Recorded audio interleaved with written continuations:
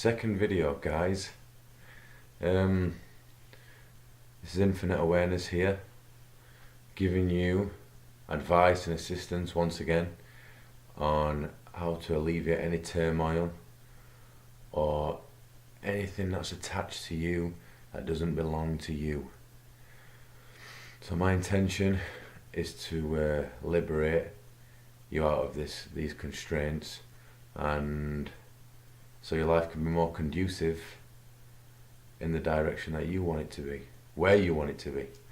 So yeah, this topic is about the contrast between a healthy ego and the artificial version of what the ego has become. So this is the disparity between the two. I know this is a real hot topic everywhere. This is a hot topic. I've had this discussion amongst some of my associates, some of my friends, and yeah, man, it gets a little bit distorted, but we'll give it a shot. Here we go. So my first point is the disparity between the organic version of the ego, which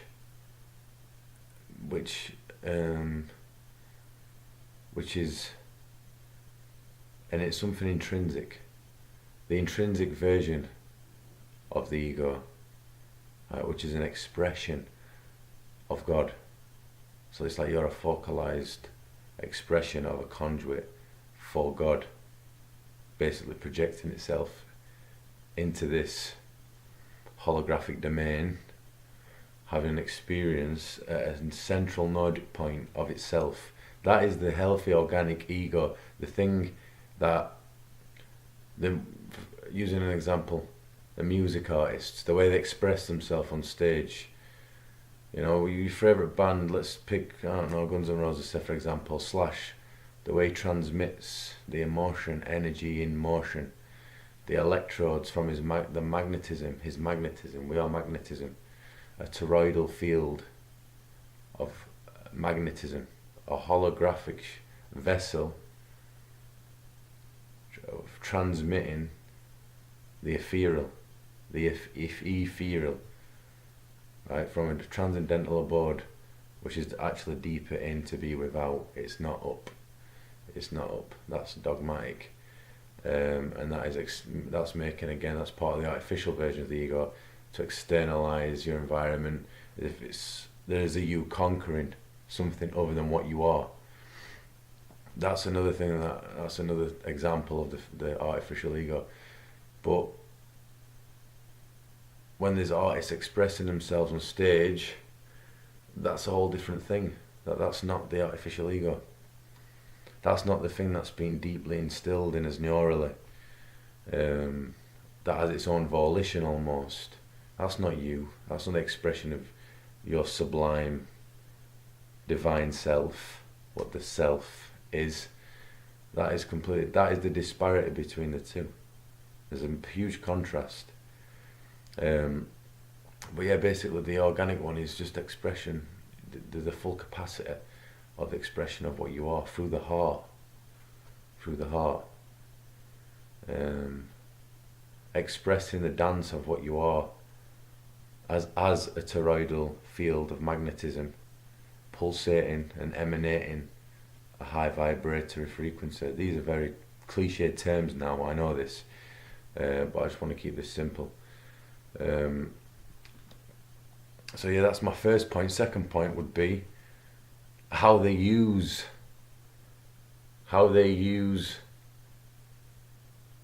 this ties into the first point, it transitions from it, but yeah, how they use the artificial ego to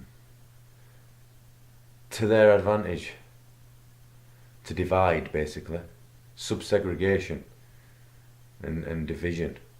Because when we're divided, you see, when we think we're apart, then there is no strength there. You can't do anything with that. If we're not going to coalesce and conglomerate into one unification, then there is no oscillation between us. It's divided. As soon as you see somebody as separable from what the you is, or you call you to be, the universe of you, if you think that they're a separable experience, then you're not able to integrate with that, because you're instantly having a repellent effect. You're like a deterrent for connections with other divine souls. That's what the artificial ego is about. It's all correlative to separation, division, and segregation, and these are all these methodologies that they that are in their kind of forte, are in their field of their tools in which they use to do this to us on a collective scale. Even to call it collective infers in itself that there's many of us, there's many of us, separable beings coming together. It is the togetherness. It is itself. That's the illusion. I mentioned this in the last clip. But yeah, that's my second point. And you shouldn't use, the ego shouldn't be to create this elusive effect of separability. Because when you separate something, that's also inducing neurally a state of dualism and duality. Yeah, dualism's good if you're using it in the right way through the organic ego, like the polarization of the opposing sex. If you use it in a way to unify and be an infusion, and infuse yourself with the polarity of what you are, which implies you also. So it's like you're chasing yourself. When you chase in a relationship, when you're chasing just a part of you. There's a word called concomitant. It is concomitant with you. There's not that without you. So if you use it through the intrinsic ego, which is the healthy organic version of you, to infuse with, so it can become a conduit into the transcendental abode and the realms of a higher vibratory state, then you can operate symbiotically with anybody through the organic version of the ego. And that represents, and that's an exemplification of the higher planes when you use ego in that way. So use ego to bind, not repel. Because when it's repelling, that is the artificial version. And that is just a perpetual battle of creating this hierarchical structure of the false sense of superiority. It's complete falsity. Everyone's equal. That is it. This is one equality. The heart is centripetal and it is converged. That is what the heart is. And that is the omnipresence of God that pervades everything. And anyways, this leads into my third point. Yeah, my third point is that they want to suppress the sensitivity of the heart. That's convergent and is also conjugal to the opposing sex, male, female, two parts of the same polarization, the magnetisms that are connected, directly connected to each other. See, they want to desensitize that. So our natural innate qualities of what we are, what does connect us all, the desensitizing is from that vibratory resonance to that frequency to a more erratic, sharp frequency wavelength, ionic wavelengths, forms of stimulus, which they're collectively tantalizing us into the flow of that, which also induces a state of deviation and distraction. No traction, there's no traction there. It's completely off course. And that's also my third point. That's part of the third point, that the trapped us in the mind. The mind has two hemispheres. Two hemispheres. And they know how to play this. And they say, who's they? There's an agenda behind this whole scheme of things, why this is the way it is. But you don't see them. You don't. We just. What's left is the remnants of the ideologies that they've neurally inculcated in us, deeply ingrained, which we perpetually preserve even amongst ourselves. And I don't want to get too off course with the third point, but yeah, basically, the trapped us in the mind, which is the falsity of this artificial ego, and the mind is very susceptible to this because it is polarized. Right, left hemisphere, male, female. There's a center point. I don't want to get too scientific. It's called the corpus callosum, and when the corpus callosum is not centralized and the thoughts are oscillating erratically from one hemisphere to the other, the corpus callosum wears itself out, because it's supposed to be centered. Because in life, when you eventually let go and you recede from things and be more in an observant state, then that's when you retract to the full capacity of you. That's when the mind's working in harmony. That's when, because we're trying to be what we just are, and that's the artificial ego, and it's very much attracted to opulence. Opulence is a part of the erratic state of the mind, the polarities that are shifting from side. It's erratic, it's fast wavelengths, induces a state of fast erratic wavelengths, sharp wavelengths. The frequency is totally off. It's in a constant state of distraction. And yeah, my fourth point. Yeah, this, when you're in this state of disalignment and the hemispheres aren't working symbiotically, and one of them's not complementing the other, nourishing the other, what the other's in lack of. Like the masculine hemispheres, mathematics, Ma, the word Ma, this is esoteric stuff, equates to flesh, fleshly body, Ma, mathematics. The geometric structure in which we are animate of, which creates the holographic domain, can't work itself out through itself. So you see, the ego exploits this side of the brain and fries it out.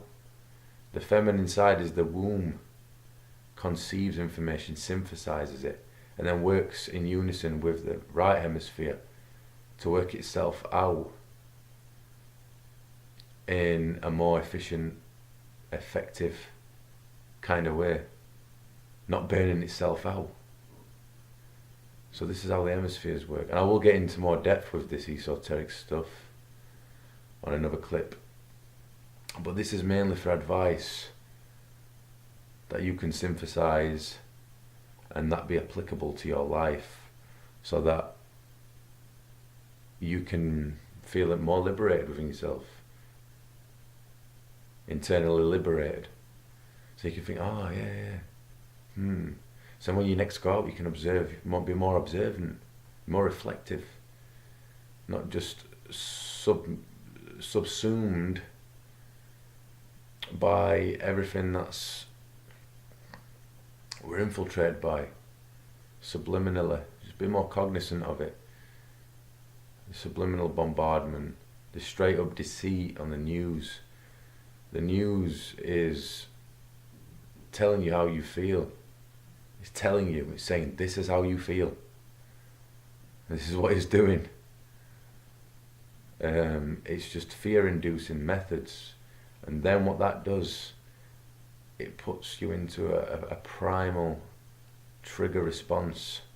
And the primal, this is a part of the chakras now, the root chakra, the Mundula chakra, which is the lowest chakra, which is connected to the earth. Earthly things, it becomes tribal. And that's an animalistic kind of response. And they really do use that and exploit that to the full advantage of them for this agenda that is fueling off this artificial ego. We're becoming animalistic. All we've got to do is revert back to the heart space and feel it in the heart. Remember, the mind can't know itself from what it just is. We need to let go to the being of what we are. Because when you try, that's contrived, and that creates friction. Frictional resistance. Which is like, what's friction? It's hot, it's like fire. What's fire? Fire is destructive, not constructive. It destructs, it destroys everything in its path.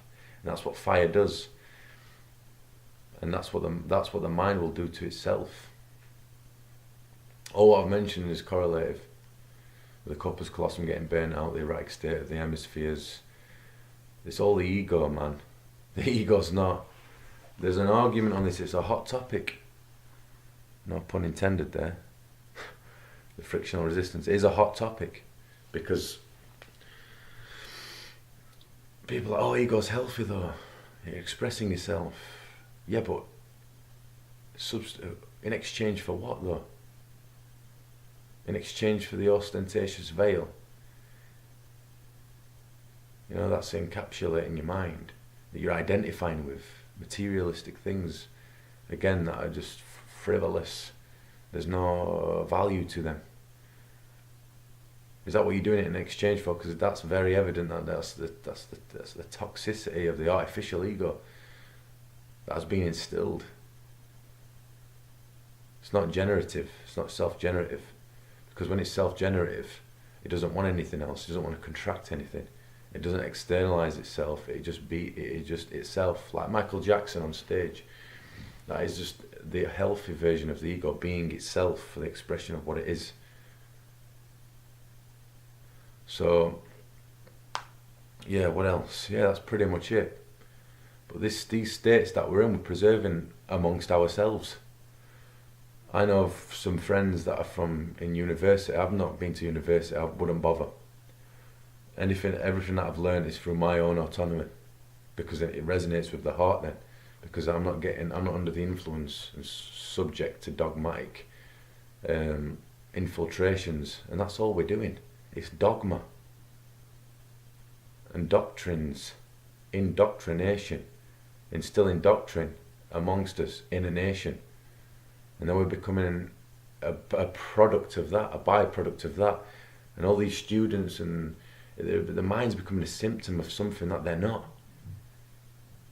And the way they speak to us, they use symbolism, which is the linguistic structure. I'll do another video on that, where that derives from. They're using that for oppressive mechanisms, not to bring people up. But you should use words to extricate people out of their